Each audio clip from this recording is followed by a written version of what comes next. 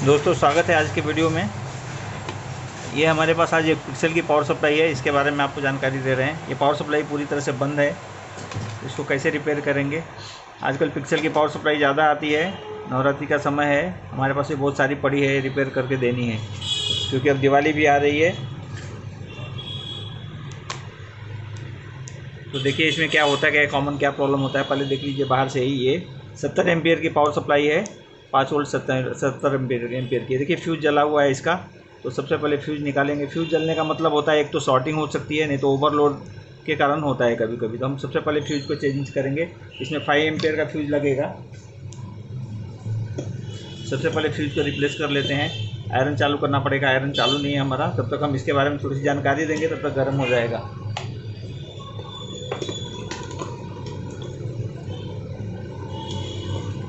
Iron को चालू कर दिया हमने।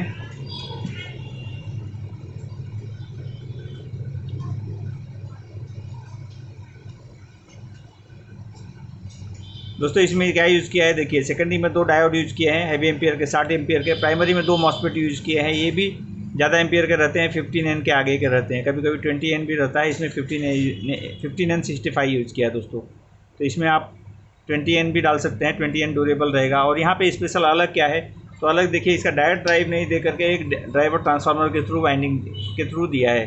तो इसका कैसे, इसका वर्क कैसे रहता है वो भी हम आपको बता देते हैं। सॉरी दोस्तों, इसमें 2 मॉसफेट यूज़ किया है, इसलिए 2 ड्राइव किया है। एक ड्राइवर ट्रांसफार्मर का प्राइमरी सिंगल है, इसमें आपके 2 ट्रांजिस्टर के थ्रू यहाँ पे ड्राइव जनरेट होती है।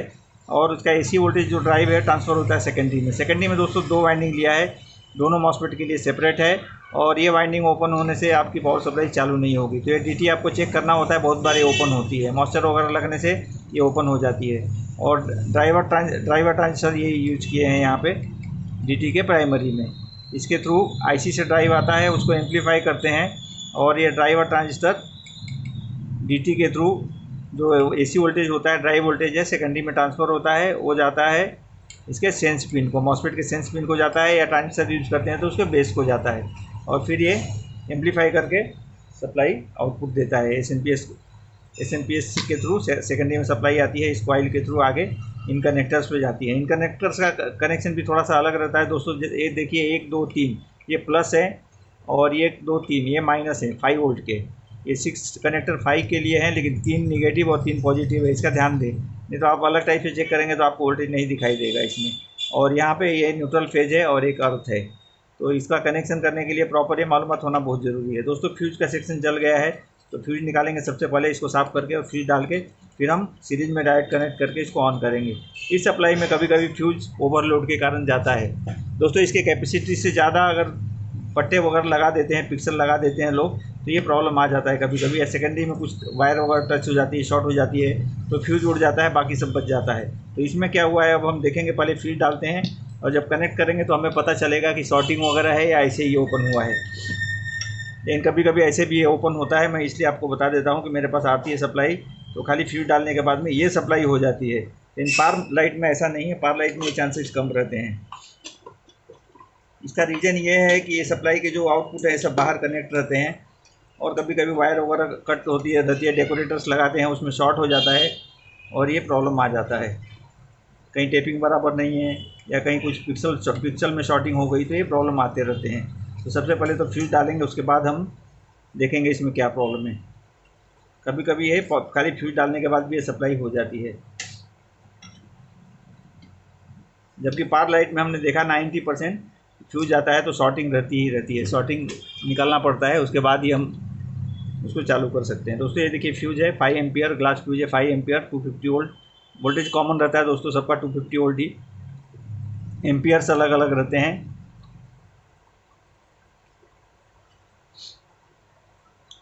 जहाँ पे हाई एम्पियर लगते हैं वहाँ हाई एम्पियर डालिए, जहाँ लो एम्पियर लगते हैं वहाँ लो एम्पियर के फ्यूज़ डालिए। फ्यूज़ पे विशेष ध्यान दें अगर आप पावर सप्लाई रिपेयर कर रहे हैं तो। फ्यूज़ को डाल के मैंने एक्स्ट्रा वायर कट कर लिया है दोस्तों, अब इसको कनेक्ट कर रहा हूँ मैं।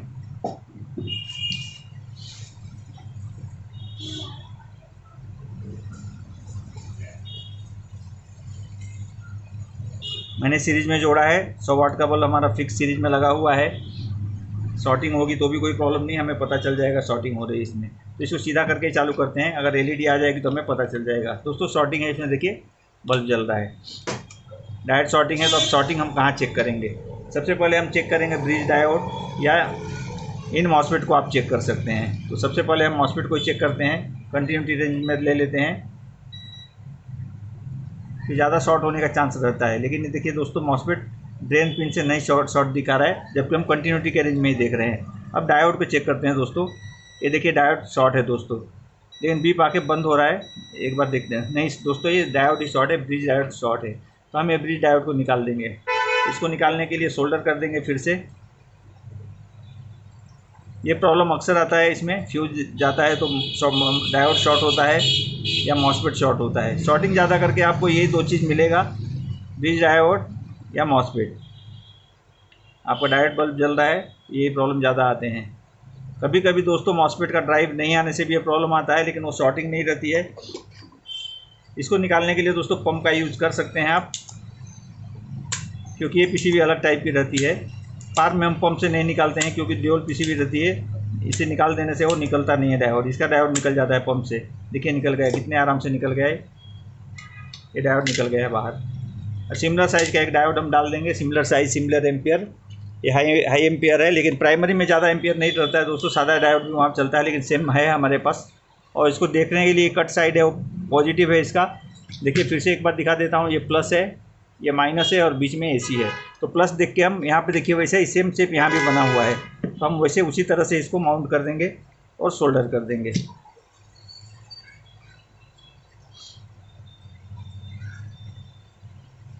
जब हम पावर सप्लाई की रिपेयरिंग करते हैं तो डेकोरेशन लाइन में ये सप्लाई बहुत ज़्यादा आती है और हाई एम्पियर की सप्लाई है। ये कोई रिपेयर नहीं करता था पहले, अब सब करते हैं। पार्ट्स भी अवेलेबल है इसका, आप ये रिपेयर कीजिए, बहुत ही आसान है। और जब पावर सप्लाई रिपेयर करते हैं तो आप ऑल टाइप की पावर सप्लाई रिपेयर कीजिए। हम हर एक पावर सप्लाई के बारे में आपको बताते हैं। आपके पास भी अगर कोई सप्लाई है जो नहीं रिपेयर हो रही है, कुछ अलग है, तो आप फ़ोटो डालिए, हम आपको उसके बारे में हिंट ज़रूर देंगे। अगर हमारे पास होगी तो आपको हम सॉल्व करके बताएंगे उसका प्रॉब्लम। दोस्तों मैंने डायोड डाल दिया है, अब इसको ऑन करते हैं।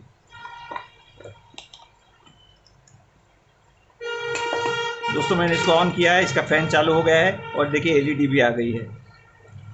जैसा कि आप देख रहे होंगे, आपको दिखाई देगा फ़ैन चालू है इसका और एलईडी जल रही है, इसका मतलब सप्लाई आ गया। लेकिन सप्लाई आने के बाद हमारा काम होता है कि सप्लाई को मेजर करें, कितना वोल्टेज आ रहा है इसमें। तो ये देखिए 5.05 दिखा रहा है, बराबर है। ये 3 पॉजिटिव है और 3 नेगेटिव है, इसमें सब किसी पे भी आप देख सकते हैं सेम वोल्टेज आएगा और सब कनेक्शन एक ही रहता है, अलग नहीं रहता है। तो ये हमारी सप्लाई दोस्तों रिपेयर हो गई है। इस तरह पिक्सल की सप्लाई आए तो आप इस तरह से आराम से रिपेयर कर सकते हैं, बहुत ही ईजी है दोस्तों।